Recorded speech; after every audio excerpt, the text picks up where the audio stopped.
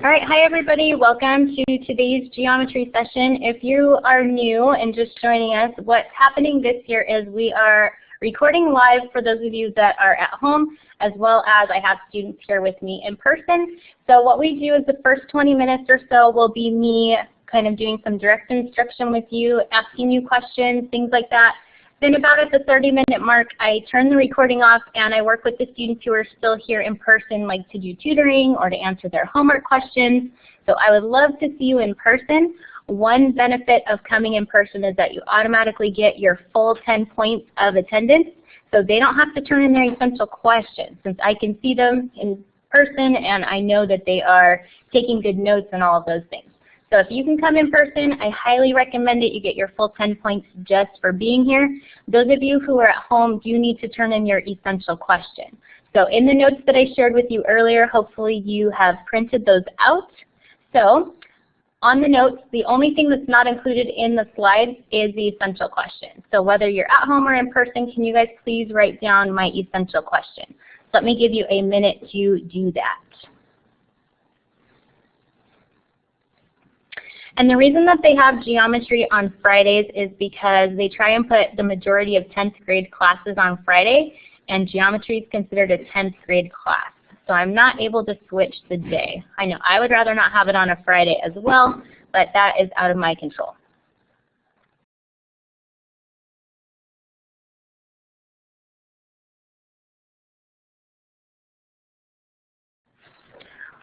When you are finished, if you could give me a green check mark to know that you are ready, that would be awesome.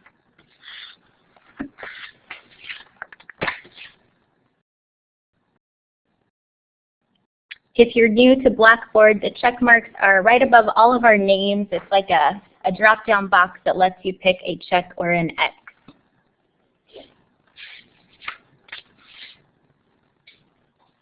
For those students who are watching online, when you guys type a question, it does show up on my big screen for the students that are in person. So please continue to ask questions. It's totally fine, but just know that other people can see your questions in the chat area.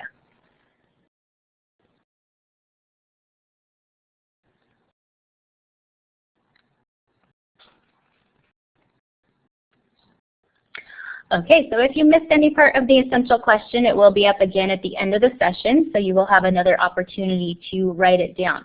But please take note of this part of my essential question. It says, it takes more than one word to properly answer my question. So that means if you give me a one-word answer, that's not going to be considered a complete answer today. And you'll see why as we go through our sample questions. So we're going to jump right in. Your first section we're going to cover today is lines, planes, and polyhedra. So this question actually comes from your homework. So what we're going to do is I'm going to take one question from each of your homework assignments this week, and we're going to cover them together just so that I make sure that you have a firm understanding of what they are looking for. So the shape up there is a cube, and my first question is to name two parallel faces. So on your paper at home, and then after you write it down, can you type in the chat box, please name two parallel faces? And there are more than one right answer.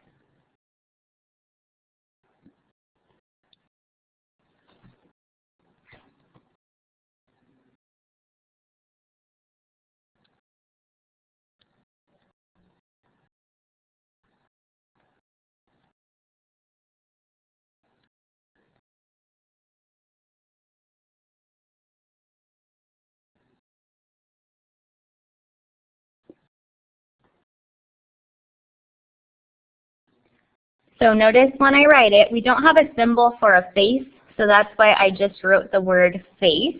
So face, I'm going to name it, is parallel to face, and then I'm going to name it.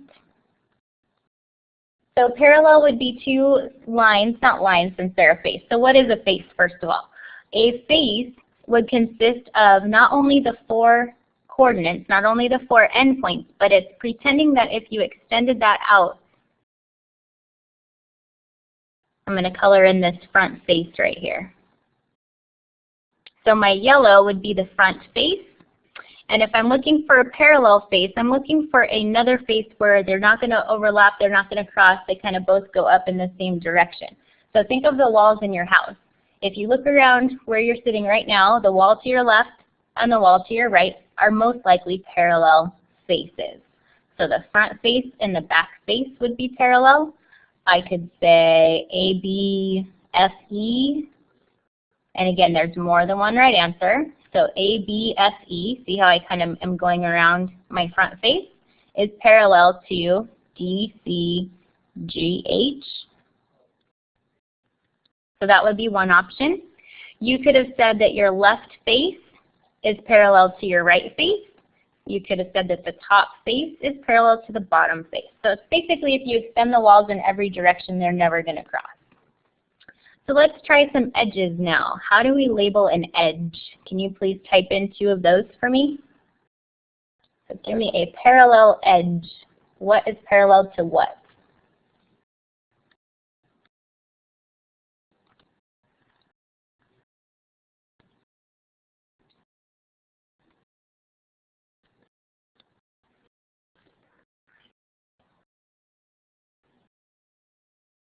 Okay, do I have any volunteers in the room with me to give me their answers?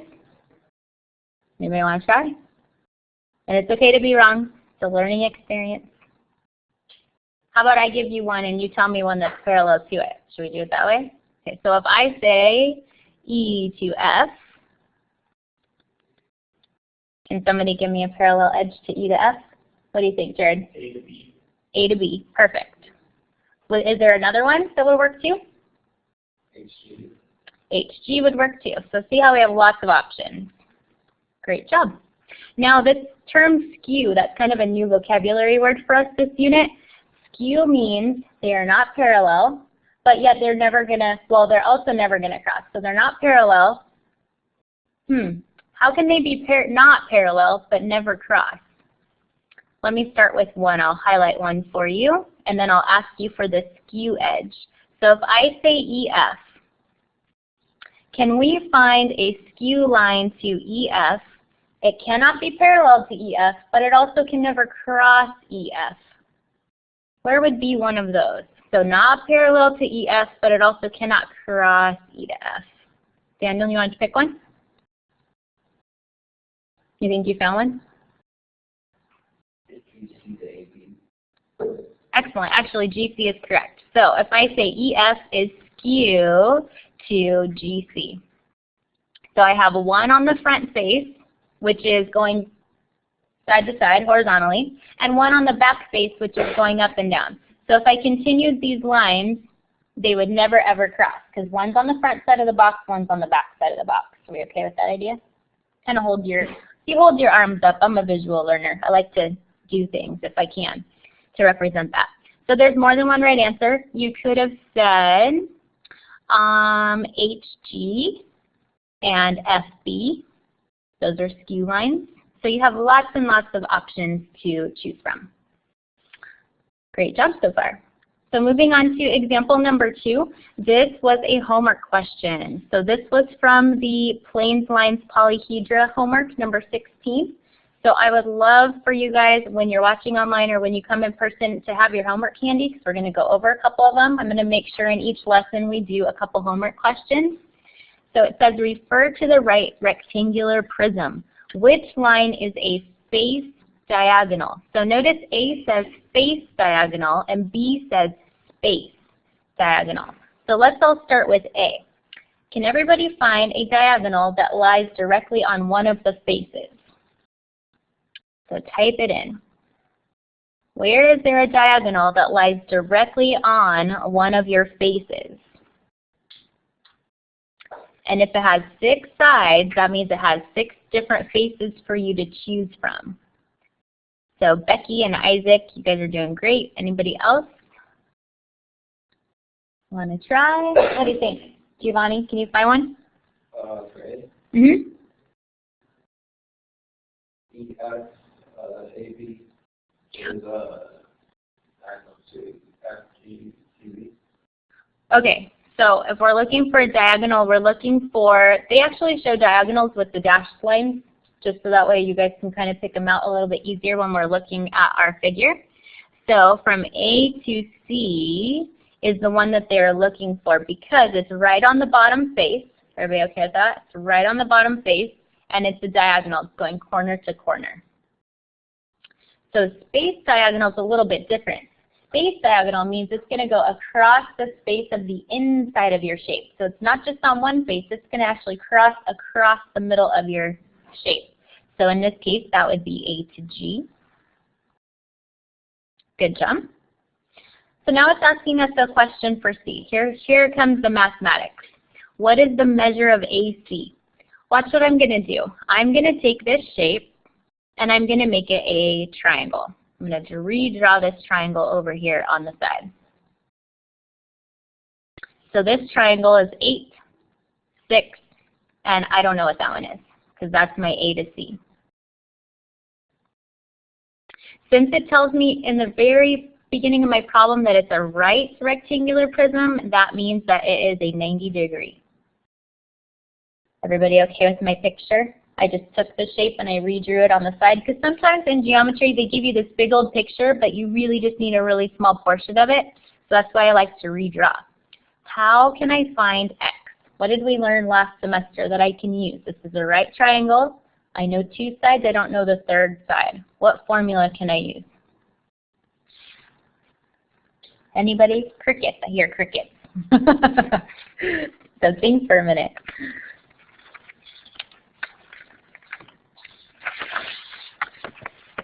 And the answer is your Pythagorean theorem. A squared plus B squared equals C squared. So that is the formula that we are going to use. And we learned last semester that C squared always has to be your longest side, always has to be your hypotenuse. So my 6 and my 8 are my 2 shorter sides. And the C is the one that I don't know. C is the one I need to solve for. So 6 squared is 36 plus 8 squared, 64, equals C squared. So 36 plus 64 is 100 equals C squared, but I don't want to know C squared. I just want to know C. And also, here's how you know. If one side's 8, one side's 6, is the other side going to be 100? No, it doesn't even make sense, like just using a little number sense. So it has to be smaller than that. I'm going to square root both sides, and I get that C is 10. So that would be the answer to C, to part C.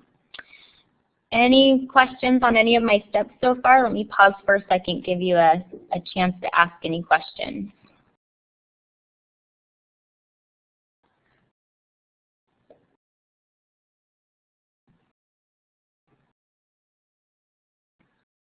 Okay, so far so good. We are going to skip part D just for right now because we have a lot to cover today. But for those of you who are curious how you would find part D is asking you for the length of your space diagonal. Watch me draw in a right triangle. So there would be your new triangle. You would just have to do Pythagorean theorem again because now you know that this side is 10 and you know that the height is 14. So we'd say 10 squared plus 14 squared equals x squared. So that you just have to do Pythagorean theorem a second time. Not a big deal. Moving forward. Now we had these fun things called nets. Do you guys remember learning about nets? A net is basically where you take your picture and you unfold your picture to get a new flat picture. So we have 2 kinds of shapes, convex shapes and concave shapes. I know they say non-convex here, but concave. So last semester when we first learned about these, I tried to help you remember the difference between the 2 because if it says cave, it has a part of the graph that caves in, has a part of the shape that caves inward on itself. So if you see concave, think it caves in, like it indents, has an indentation. So convex, all the sides are pointing outward. Concave, it caves in, it has an indentation. Everybody okay with their vocabulary? This is just a little recap. Okay, so next. I already showed it to you. Pretend you didn't see it. So we're going to try. Pretend I have this rectangular shape, and this was already pre-printed in your notes, but I believe I removed your final answer here. So what a net does is it kind of takes, like scissors, And we're just going to make cuts in my shape so that I can lay my shape flat. So see how on the next step over here, they made a cut, and a cut, and a cut, and a cut, and they're unfolding this shape. And by the time that they lay this shape flat, that is what is called the net. So can you please add this net to your notes? So for a rectangular prism, you're going to have your middle rectangle, then you have your left side and your right side, and it just unfolds into this flat shape. So take a quick minute to copy that down. I'm going to have you try the next net by yourself.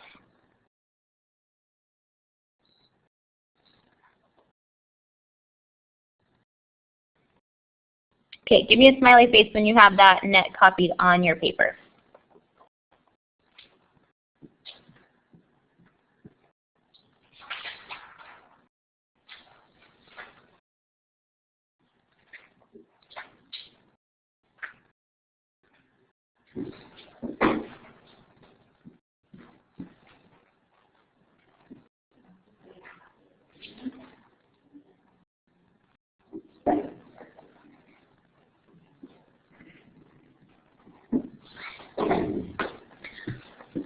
Okay, so net number 2 is a triangular pyramid.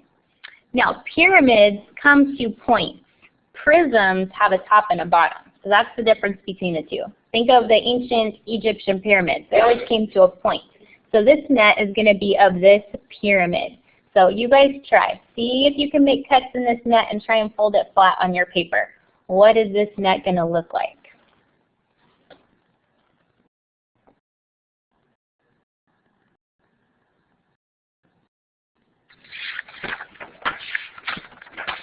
So again, this is not included in your notes. You have to add this to your notes. I left that off on purpose. I wanted you to try it.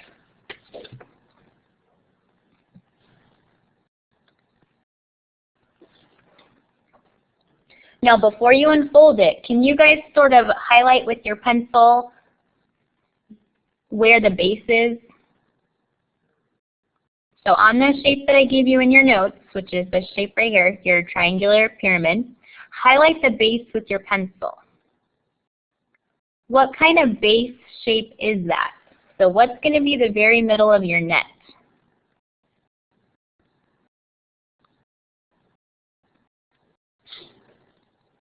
The very middle of your net should be a triangle. Everybody see how I picked that out of my shape? I highlight the bottom. That way I know that that's going to be the very middle of my net. And then when I make my cuts and I lay it flat, let's see what it's going to look like. So your middle will be a triangle, and then it has 3 other triangles attached to it. So if we fold up each part of those triangles, we would get our triangular pyramid. So don't let the picture help you. Don't let the picture fool you. Just highlight your base, then you know what you're starting with. Then from there, just do your edges. Good job. So why do we need nets? Nets help us find surface area. Nets help us find volume of these crazy shaped items. So where we're going next is how do I find surface area and volume of something like this? So let's try.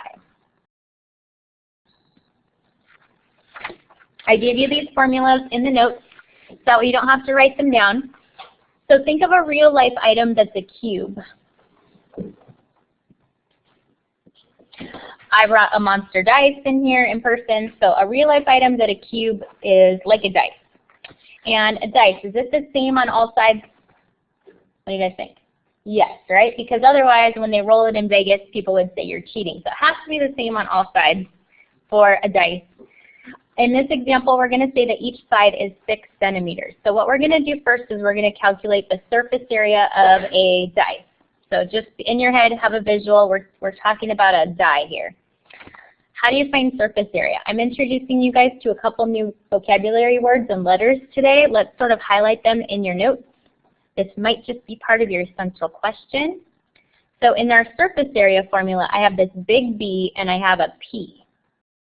Let's think about what maybe those could stand for. So I have a big B and I have a P. The big B stands for area of the base. So it's not just base. This is why in the essential questions today I said it's not a one-word answer, because it's not just base, it's the area of your base. And then the big P stands for the perimeter of the base. So we have 2 new letters to add to our vocabulary toolkit here today. So big B, area of the base. Big P is perimeter of the base. So let's talk about how I find those. So my area of my base. How do I pick out my base in a cube? Kind of a trick question. Mr. Hayden's raising his hand in the background. What do you think, Mr. Hayden? Can I just roll the dice wherever it lands up the base? He said, can I roll the dice and whatever side it lands on can be the base? He's actually not wrong. There's not a right side to pick for the base. So he's correct. That's what he wanted to hear. He's correct. Any side can be the base. So I'm going to highlight one of them. But only in this example can any side be the base. We'll talk about why in just a minute.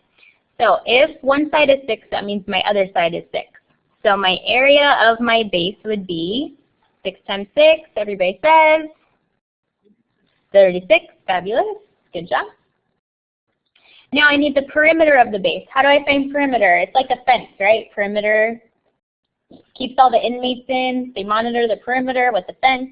So to find perimeter, 6 plus 6 plus 6 plus 6 would give me 24.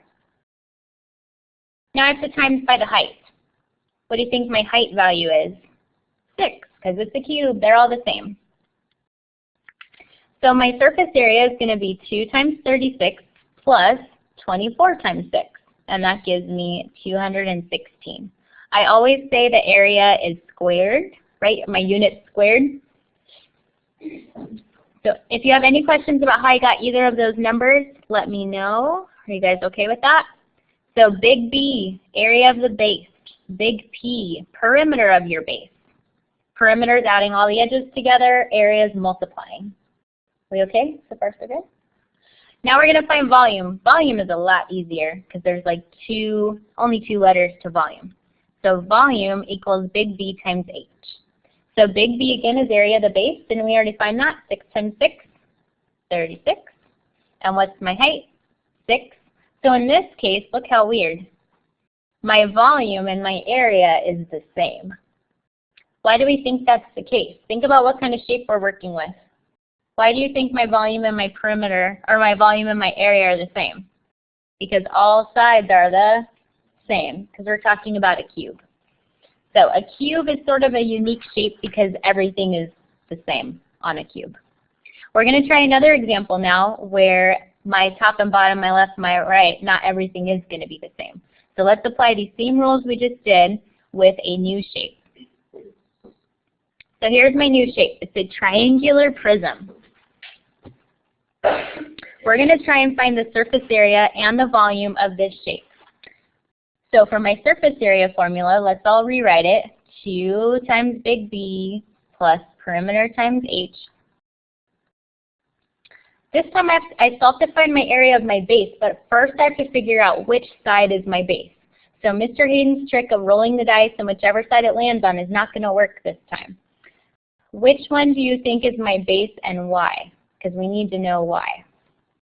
So I kind of have my front, I have the side, I have this back side, I have the bottom. Like, how do I know which one's the base? Because I need to know in order to use my formula, right? Got to pick the right side.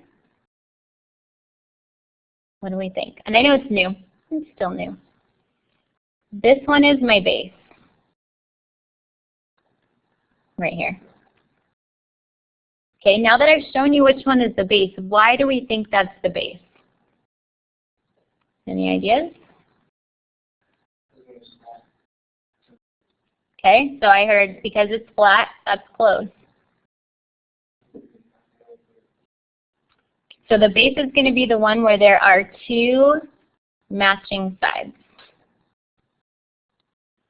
So I know that's my base because the front and the back are exactly the same. So your base always has 2 sides that match. Let's think about my other options. This slanted one on the side, that doesn't match anything else because that's like a 3 by a, well, we'll have to find this length in a minute.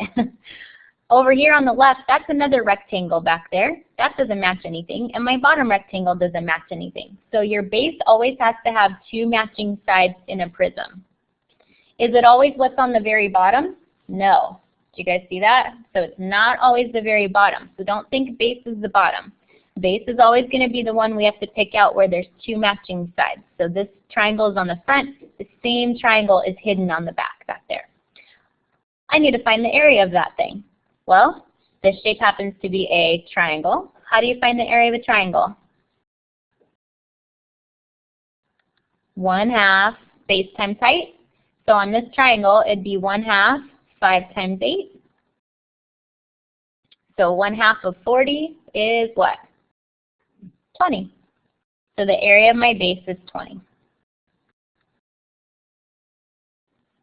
Any questions how I found 20? Everybody okay? 1/2 base times height. Okay, now I need to do the perimeter of my base. All right, well that would be pretty easy if I knew my third side. See how I have a missing side up here? So the perimeter of my base, let's highlight that in a different color. Let's do like a black. The perimeter of my base is right here. So I know one side's 5, I know one side's 8, I don't know my third side. How am I going to find that third side so that I know my perimeter? What am I going to have to use that we used earlier today? What formula? Starts with a P.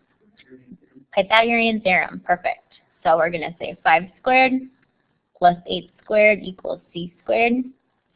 We are involving a lot of what we learned last semester into our new stuff for this semester. So here I'm going to get 25 plus 64 equals c squared. 89 equals c squared. How do we go from a c squared to a regular c? Take the square root of both sides. So 89 is not a perfect square, so you are allowed to use a calculator. And the square root of 89 is 9.4. So this side is 9.4. Now, do I just take 9.4 and I plug in 9.4 in for a P? No. Big P is the area of your perimeter, or sorry, the perimeter of your base. So the perimeter of my base here would be 5 plus 8 plus 9.4. Everybody okay? These are very involved problems at this point in our class. So 5 plus 8 plus 9.4. So that'd be 13 plus 9.4. So we're going to get 22.4. I'm only missing one last letter, and that's my H. Now, how do I find the height of my shape? It's not the height of the triangle, not the height of the front triangle, it's the height of your shape. I'm doing the perimeter of my base times the height. The height is always going to be the opposite direction of your base. So think of it this way. If you want to picture this triangle sitting flat on a table, the height of this triangular piece would be the 3. You're always going to use the number you have not used yet. So we're going to times by 3. So when I add these together, I'm going to get 2 times 20 is 40 plus 67.2. I am going to get 107.2. And since this is surface area, I will say units squared. I'm just making myself a little space here. Once you find surface area, volume is easy. Volume is the easy one. So volume is big B times H.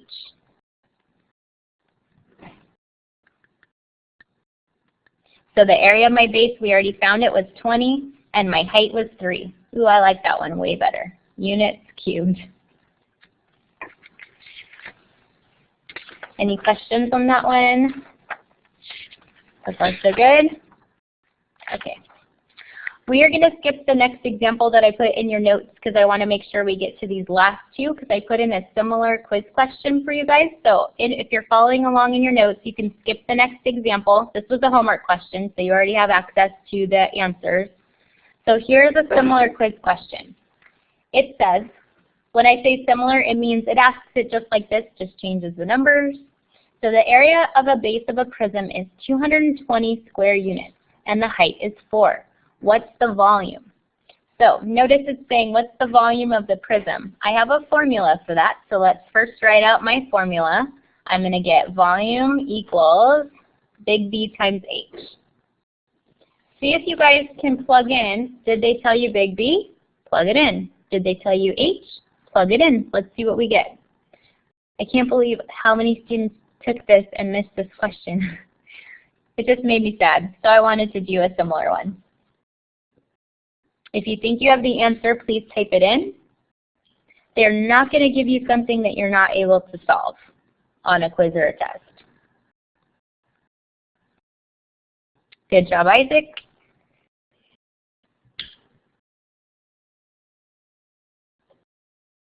So it says the area of the base is 220. What does big B stand for? The area of the base. So I'm just going to plug in 220.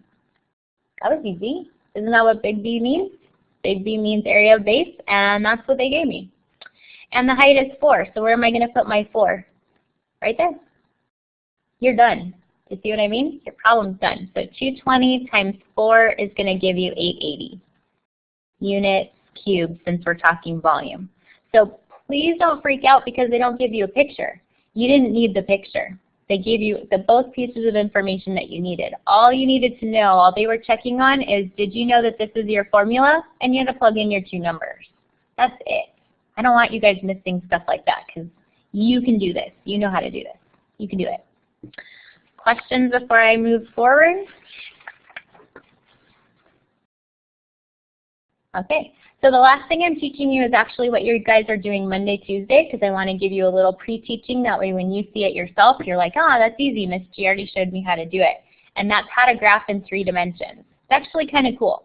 So here's your new coordinate plane. Do you guys see some major changes going on up here from an XY axis? Looks different, right? And they have their axes in different places. So our normal axis, we know X is to the left, Y is up and down. Not anymore. Let's take a peek at what's going to be different now. So X is going to go front to back. So that's a new axis for us because now it's in 3D. It's going to be popping out at you or going way back behind you. It's kind of fun. So X will go front to back, Y goes side to side, and Z goes up and down. Kind of crazy. So we're going to try and graph one together. First, I give you an example in your notes. I'm showing you how to graph 1, negative 2, 3. So let's label those X, Y, Z. Can you add this to your notes, please, if that's pre-printed? You printed it out already? So the best thing to do when graphing 3D is just what you see them do in my example. So if my X is 1, on the X-axis, they came out a positive 1. See how they actually physically drew that line in. Then on the Y-axis, they went negative 2. So if it's negative 2 and here's Y, negative 2 goes left 2. And then the Z is positive 3. So from that point, they went up a positive 3. So this point is towards us, to the left, and up. Kind of cool. We're moving in 3 dimensions. I'm going to have you try one. You ready? Any questions about this one first? So towards us is positive. Left is still negative, and then straight up is positive. Kind of cool. It's a little different. So we're going to try one more. So in your notes, you guys do have a blank 3D coordinate plane because I gave you one. Here's the one I would like you to try and draw. Try and draw 2, 3, negative 1.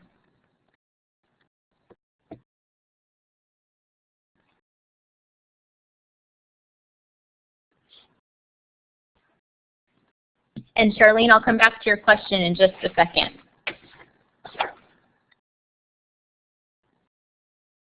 Notice that now you guys don't have, it's not like graph paper, right, where it shows you every single coordinate and exactly where that coordinate's going to cross. It's because in 3 dimensions, you can't have like an exact crossing spot anymore because it would be, I don't know, it would have to be like cubes sort of, that you're graphing on cubes instead of just a flat 2D surface. So it's not going to maybe look like it hits that spot perfectly. Here's what I mean by that. So our X, did we all go forward 2? Everybody draw that in? forward 2, because that's your x-axis. That's going up 2 spaces. Now on my y, I need to go to the right 3.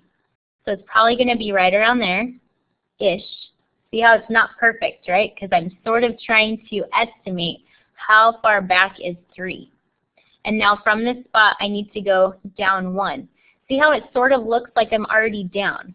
That's why 3D is like a little deceiving, because I've come forward, I've gone to the right, now I need to go down 1 space for Z. So I would say it's probably right around in here. That would be 2, 3, -1. So the best thing that you can do for yourself is draw the lines in. Draw how many spaces you're going, and then that would be your end point.